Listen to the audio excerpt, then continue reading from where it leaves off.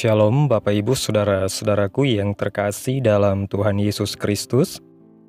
Selamat malam, salam sejahtera bagi kita semua, dimanapun saudara-saudara berada. Selamat datang kembali di Renungan Kristen pada malam hari ini. Kiranya kekuatan dan sukacita oleh Roh Kudus melimpah dalam hati dan kehidupan saudara semua, dan semoga saudara semua dalam keadaan sehat selalu. Pada malam hari ini, sebelum kita mendengarkan renungan firman Tuhan, mari terlebih dahulu kita berdoa. Segala pujian, syukur, dan hormat, serta kemuliaan bagi Allah Bapa kami yang kudus, Bapa yang kekal, Bapa di dalam kerajaan surga, Bapa di dalam nama Tuhan Yesus Kristus. Kami mengucap syukur Tuhan, oleh karena pertolongan-Mu di sepanjang hari, kami boleh dimampukan Tuhan untuk melewati hari ini, melakukan tugas tanggung jawab kami, mengerjakan segala aktivitas kami dengan pertolongan Tuhan. Saat ini ya Tuhan, kami hendak mendengarkan firman-Mu. Berilah kami pengetahuan dan bimbinglah kami, agar apa yang Engkau firmankan dapat bekerja sesuai kehendak-Mu. Bukalah hati dan pikiran kami untuk mendengar dan menerima firman-Mu.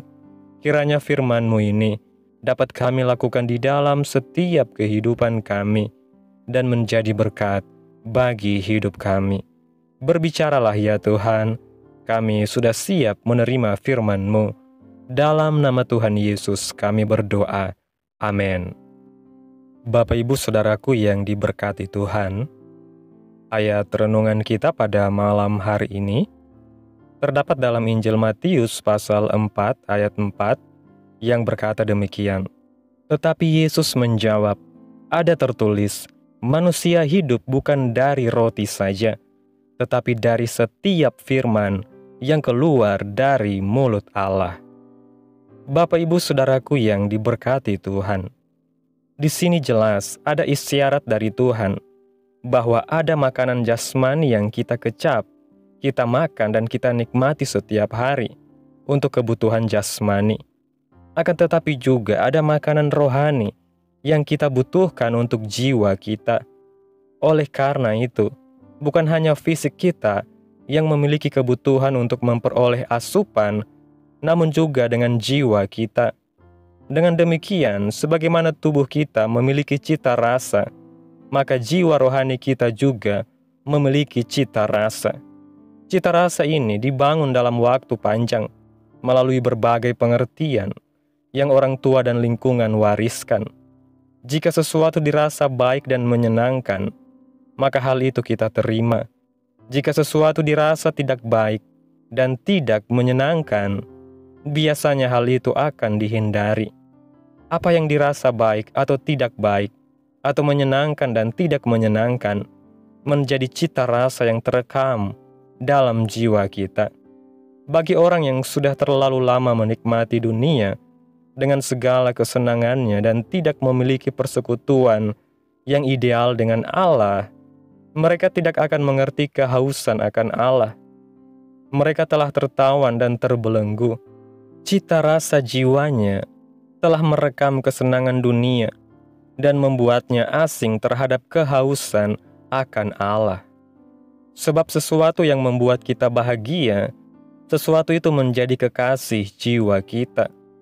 Sesuatu yang membuat engkau merasa gembira, bahagia, lengkap, utuh, kepadanya engkau mengabdi. Banyak orang yang sebenarnya telah tertawan oleh dunia ini sampai pada titik balik. Biasanya orang-orang seperti ini merasa harus terus memenuhi berbagai hasrat, sebab ada kehausan dalam rongga jiwa mereka. Sebenarnya mereka sendiri tidak sadar bahwa mestinya rongga kosong dalam jiwanya itu hanya dapat diisi oleh Tuhan. Kalau pola hidup seperti ini tidak dihentikan segera, maka mereka tidak pernah berhenti tercandui oleh kesenangan dunia sampai binasa. Inilah yang terjadi dalam kehidupan hampir semua manusia di dunia ini. Tuhan telah mengondisikan manusia dengan rongga kosong dalam jiwanya yang hanya bisa diisi oleh Tuhan. Sejatinya rongga kosong tersebut adalah ikatan yang Allah taruh dalam diri manusia yang dapat menyelamatkan manusia dari kebinasaan, sebab memang manusia tidak dapat terpisah dari Allah penciptanya. Tuhan berkata dalam Injil Yohanes pasal 4 ayat 13 dan 14 mengatakan, "Engkau minum air ini, engkau haus lagi. Tetapi kalau kau minum air daripadaku, daripadamu akan memancar kehidupan." Hal ini menunjukkan kehausan dalam jiwa manusia hanya dapat dipuaskan oleh Tuhan. Harta, kekayaan, kehormatan, dan berbagai kesenangan dunia lainnya tidak dapat memuaskan jiwa manusia. Seseorang dapat merasa bahagia dan puas seketika saat memperoleh berbagai hal tersebut. Akan tetapi, ketika maut tiba, seseorang baru sadar bahwa dirinya memerlukan Tuhan. Pada akhirnya ia melihat semua hal jasmani yang dicapai tidak dapat menjawab kebutuhan jiwa yang sesungguhnya. Ironisnya, sejak kanak-kanak, rongga kosong manusia diisi oleh berbagai hal, dan itulah yang kita warisi dari orang tua yang tidak mengenal kebenaran dan dunia yang fasik. Sehingga banyak orang dikondisikan untuk mengisi jiwanya dengan kesenangan dunia, sementara yang sebenarnya tidak dapat menolong ketika hari akhir tiba. Tanpa disadari, banyak orang bersahabat dengan dunia. Mereka yang bersahabat dengan dunia bukan hanya orang-orang di luar gereja, tapi juga orang-orang Kristen. Mereka bersahabat dengan dunia, sehingga menjadi mempelai dunia. Persahabatan dengan dunia tersebut bahkan dibangun oleh rohaniawan yang berkhotbah di mimbar Tuhan. Mereka tidak sadar bahwa khotbahnya yang tidak menarik jemaat dari dunia sama dengan menjerumuskan jemaat menjadi sahabat dunia. Bahkan tidak jarang khotbah mengarahkan jemaat untuk memperoleh dunia dengan pertolongan Tuhan. Akhirnya sampai mati, mereka tidak pernah dapat merasakan kehausan akan Allah. Untuk memiliki kehausan akan Allah, kita harus berani meninggalkan kesenangan dunia. Meninggalkan kesenangan dunia sama dengan menyangkal diri dari segala cita rasa jiwa yang telah lama mewarnai jiwa kita. Tuhan berkata dalam Injil Lukas pasal 9 ayat 23 bahwa setiap orang yang mau mengikut Dia harus menyangkal dirinya dan memikul salib. Tanpa menyangkal diri, seseorang tidak dapat memiliki kehausan yang benar akan Tuhan dan mengikut Dia. Hanya dengan melawan kesenangan yang telah terekam dalam daging kita, kehausan akan Allah dapat terbangun. Seseorang tidak dapat merasa haus akan Tuhan sambil menikmati kesenangan dunia yang menawan daging. Proses ini tentu tidak mudah dan singkat, tetapi dengan memulainya dari sekarang, kita membangun kehausan akan Allah sejak di bumi ini, sehingga kita bisa mengikuti jejak hidupnya. Bapak Ibu Saudaraku yang diberkati Tuhan, melalui renungan pada malam hari ini, mengajarkan kehidupan manusia bukan hanya tentang pemenuhan kebutuhan jasmani, namun juga tentang pemuasan jiwa yang hanya dapat ditemukan di dalam Tuhan. Firman Tuhan dengan jelas menyatakan, manusia hidup bukan hanya dari roti saja, melainkan dari setiap firman yang keluar dari mulut Allah. Ini berarti selain asupan makanan fisik, jiwa manusia juga memiliki kebutuhan pokok yang tidak kalah penting, yaitu kehausan akan firman dan hadirat Allah. Ketika jiwa kita tidak diberi makan oleh kebenaran firman Tuhan, maka kekosongan itu akan terisi oleh hal-hal duniawi yang bersifat fana dan menyesatkan. Banyak orang tidak menyadari bahwa kesenangan dunia yang mereka kejar bukanlah jawaban sejati atas kehausan terdalam dalam hati mereka, melainkan hanya ilusi yang menuntun kepada kebinasaan. Lebih tragis lagi, banyak orang Kristen dan bahkan pelayan Tuhan sendiri tanpa sadar telah bersahabat dengan dunia. Mereka tidak mengarahkan hidupnya untuk menjauhi dunia, tetapi justru menyesuaikan firman Tuhan dengan keinginan duniawi. Oleh karena itu, kita harus berani mengambil langkah iman untuk meninggalkan kesenangan dunia yang telah lama membentuk pola pikir dan jiwa kita. Proses ini tidak mudah dan tentu menyakitkan, karena kita harus menyangkal diri dan memikul salib setiap hari. Namun itulah jalan satu-satunya untuk membangun kembali cita rasa jiwa yang benar, yaitu kehausan dan kelaparan akan kebenaran Tuhan. Hanya orang yang berani hidup dalam kebenaran dan menjauhi dunia ini yang akan mengalami kepuasan sejati di dalam Tuhan. Mulailah membangun rasa haus akan Tuhan hari ini, dan biarkan firman Tuhan memenuhi relung jiwa yang selama ini kering dan kosong. Amin. Tuhan Yesus memberkati. Demikianlah renungan firman Tuhan pada malam hari ini.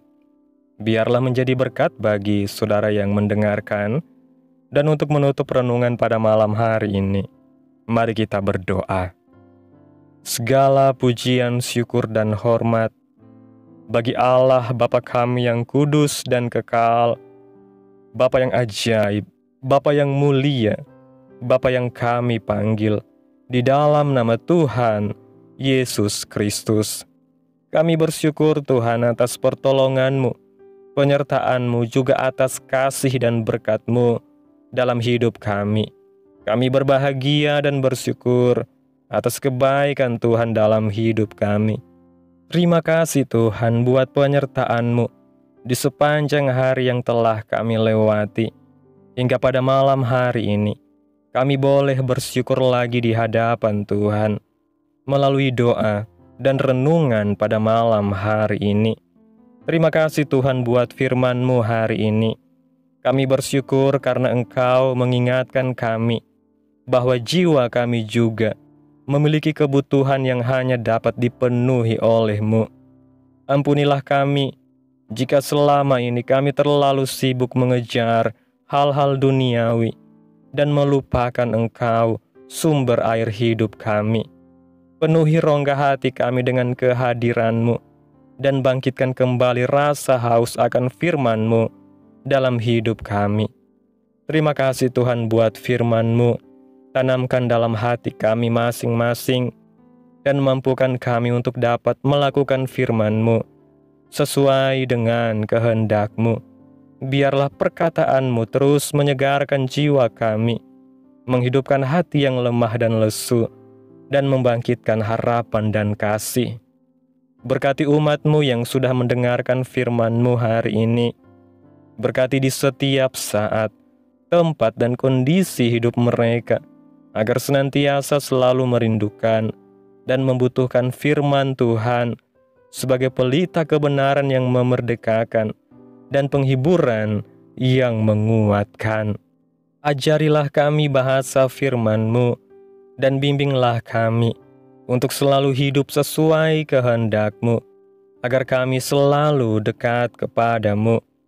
Kiranya Engkau terus memberkati kehidupan kami, keluarga kami, sanak saudara kami, daerah tempat tinggal kami, bangsa dan negara kami, pemerintah-pemerintah kami. Biarlah semuanya dalam perlindungan-Mu ya Tuhan, dan jadilah sesuai kehendak-Mu yang terbaik dalam kehidupan kami. Hamba berdoa ya Tuhan buat umat-umat-Mu yang sudah mendengarkan renungan pada malam hari ini, yang saat ini sedang mengalami sakit penyakit, pergumulan masalah, kebutuhan ekonomi. Kiranya Tuhan menjamah kehidupan umat-umat-Mu. Tuhan sembuhkan sakit penyakit mereka. Tuhan pulihkan keadaan umat-umat-Mu. Bahkan Engkau memberkati perekonomian mereka, serta Tuhan berikan jalan keluar dalam setiap pergumulan masalah yang umat-umat-Mu sedang hadapi hari-hari ini. Dan ajarlah kami ya Tuhan, untuk selalu berharap dan percaya sepenuhnya hanya kepada Tuhan Yesus. Pada malam hari ini ya Tuhan, kami akan beristirahat dalam tidur kami. Tutup bungkus kami oleh kuasa-Mu. Hindarkan kami dari segala kecelakaan, mara bahaya, sakit penyakit, orang-orang jahat, kuasa-kuasa kegelapan, iblis, bencana-bencana alam, hal-hal yang tidak kami inginkan. Tuhan singkirkan, Tuhan jauhkan, Tuhan hancurkan, hanya di dalam nama Yesus. Kiranya Engkau sertai dan lindungi kami di sepanjang malam ini, sehingga kami boleh bangun besok pagi dengan tubuh yang sehat, kuat, serta diberkati Tuhan. Terima kasih ya Tuhan Yesus yang baik. Inilah yang menjadi doa kami. Mari kita berdoa. Bapa kami. Bapa kami yang di sorga, dikuduskanlah nama-Mu. Datanglah kerajaan-Mu. Jadilah kehendak-Mu di bumi seperti di sorga. Berikanlah kami pada hari ini makanan kami yang secukupnya, dan ampunilah kami akan kesalahan kami, seperti kami juga mengampuni orang yang bersalah kepada kami. Dan janganlah membawa kami ke dalam pencobaan, tetapi lepaskanlah kami daripada yang jahat, karena Engkaulah yang empunya kerajaan, dan kuasa dan kemuliaan, sampai selama-lamanya. Amin. Mari kita terima berkat Tuhan. Tuhan memberkati engkau dan melindungi engkau. Tuhan menyinari engkau dengan wajah-Nya dan memberi engkau kasih karunia. Tuhan menghadapkan wajah-Nya kepadamu dan memberi engkau damai sejahtera. Terimalah berkat Tuhan di dalam nama Tuhan Yesus Kristus. Amin. Selamat malam, selamat beristirahat. Tuhan Yesus memberkati.